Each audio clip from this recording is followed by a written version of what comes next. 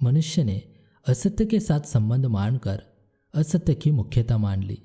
इसी से अपने सत्य स्वरूप की विस्मृति हो गई।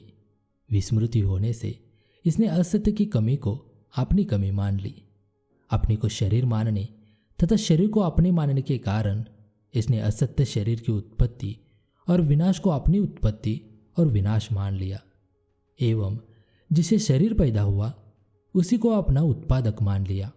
अब कोई प्रश्न करे कि भूल पहले हुई कि असत्य का संबंध पहले हुआ, अर्थात भूल से असत्य का संबंध हुआ कि असत्य के संबंध से भूल हुई, तो इसका उत्तर है कि अनादिकाल से जन्म मरण के चक्कर में पड़े हुए जीव को जन्म मरण से छुड़ाकर सदा के लिए महान सुखी करने के लिए, अर्थात केवल अपनी प्राप्ति कराने के लिए भगवान ने जीव को मनुष्य शरीर दिया। भगवान का अकेले में मन नहीं लगा, इसीलिए उन्होंने अपने साथ खेलने के लिए मनुष्य शरीर की रचना की। खेल तभी होता है जब दोनों तरफ के खिलाड़ी स्वतंत्र होते हैं।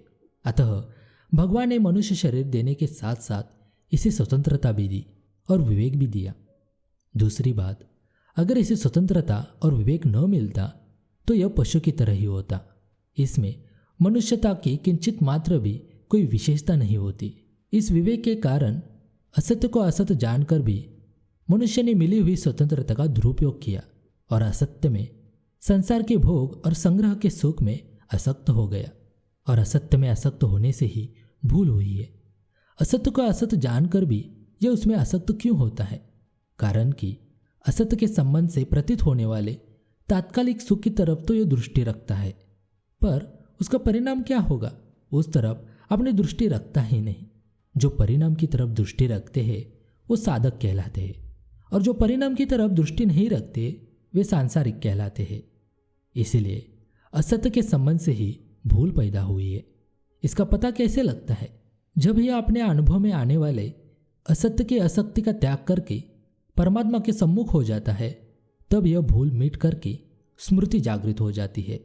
इसे यह सिद्ध हुआ कि परमात्मा से विमुख होने से और असत्य में आसक्ति होने से ही यह भूल हुई है। असत्य को महत्व देने से होने वाली भूल स्वाभाविक नहीं है, इसको मनुष्य ने खुद पैदा की है। जो चीज स्वाभाविक होती है उसमें परिवर्तन भले ही हो, पर उसका अत्यंत अभाव नहीं होता, परंतु भूल का अत्यंत अभाव होता है। इससे यह सिद्ध होता है कि इस भूल को मनुष्य ने खुद उत्पन्न किया है, क्योंकि जो वस्तु मिटने वाली होती है वो उत्पन्न होने वाली ही होती है। इसीलिए इस भूल को मिटाने का दायित्व भी मनुष्य पर ही है, जिसको वह सुगमतापूर्वक मिटा सकता है। तात्पर्य है कि अपने ही द्वारा उत्पन्न की हुई इस भूल को मिटाने में मनुष्य मात्र समर्थ और सबल है। भूल को मिटाने की सामर्थ्य भगवान ने पूरी दे रखी है। भूल मिटते ही अपने वास्तविक स्वरूप की स्मृति अपने आप में ही जागृत हो जाती है और मनुष्य सदा के लिए कृतकृत्य, ज्ञात ज्ञातव्य और प्राप्त प्राप्तव्य हो जाता है। अब तक मनुष्य ने अनेक बार जन्म लिया है और अनेक बार कई वस्तुओं, व्यक्तियों, परिस्थितियों, अवस्थाओं, घटनाओं आदि का मनुष्य को संयोग हुआ है, परंतु उन सभी का उससे वियोग हो गया और वह स्वयं वही रहा।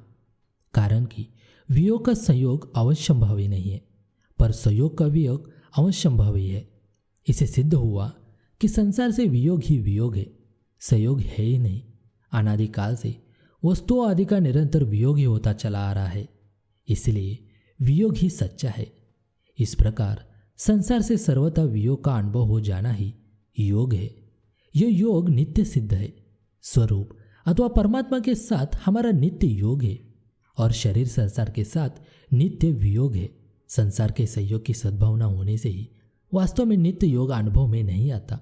सद्भावना मिटते ही नित्य योग का अनुभव हो जाता है, जिसका कभी वियोग हुआ ही नहीं। संसार से संयोग मानना ही विस्मृति है और संसार से नित्य वियोग का अनुभव होना अर्थात वास्तव में संसार के साथ मेरा संयोग था नहीं, है नहीं, होगा नहीं और हो सकता भी नहीं, ऐसा अनुभव होना ही स्मृति है। वास्तव में तत्व की विस्मृति नहीं होती, प्रत्युत विमुक्ता होती है। तात्पर्य है कि पहले ज्ञान था, फिर उसकी विस्मृति हो गई। इस तरह तत्व की विस्मृति नहीं होती।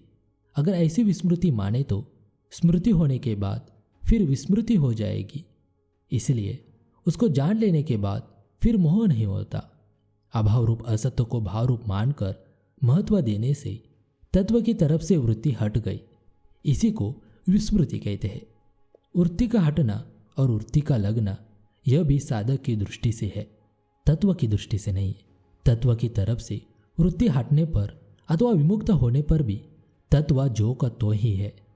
अभाव रूप असत्य को अभाव रूप ही मान ले तो भाव रूप तत्व स्वतः जो का तो रह जाएगा। विचार दो तरह का होता है, एक विचार करना होता है और एक विचार उदय होता है। जो विचार किया जाता है उसमें तो क्रिया है, पर जो विचार उदय होता है उसमें क्रिया नहीं है। विचार करने में तो बुद्धि की प्राधान्यता रहती है, पर विचार उदय होने पर बुद्धि से संबंध विच्छेद हो जाता है। अतः तत्वबोध विचार करने से नहीं होता, प्रत्युत विचार उदय होने से होता है। तात्पर्य है कि तत्व प्राप्ति के उद्देश्य से सत असत का विचार करते करते जब असत्य छूट जाता है तब संसार है ही नहीं, हुआ ही नहीं, होगा ही नहीं, होना संभव ही नहीं, इस विचार का उदय होता है। विचार का उदय होते ही संसार लुप्त हो जाता है, अर्थात संसार लुप्त हो जाता है और तत्व प्रकट हो जाता है। मानी हुई चीज मिट जाती है और वास्तविकता रह जाती है। प्रकृति भगवान की है, परंतु हमने गलती यह की है कि प्रकृति के साथ संबंध जोड़ लिया, अर्थात उसको अपना और अपने लिए मान लिया। यह संबंध हमने ही जोड़ा है और इसको छोड़ने की जिम्मेवारी भी हमारे ऊपर ही है। प्रकृति के साथ संबंध मानने से ही भगवान के नित्य संबंध की विस्मृति हुई है और हम बंधन में पड़े हैं।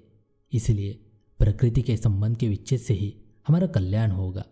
प्रकृति से संबंध विच्छेद करने के लिए शरीर मेरा और मेरे लिए नहीं है, इस विवेक को महत्व देना है।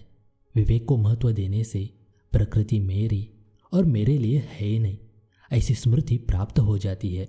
जीवन अनादिकाल से स्वतः परमात्मा का है, केवल संसार के आश्रय का त्याग करना है। हम परमात्मा के हैं और हमारे प्रभु परमात्मा है।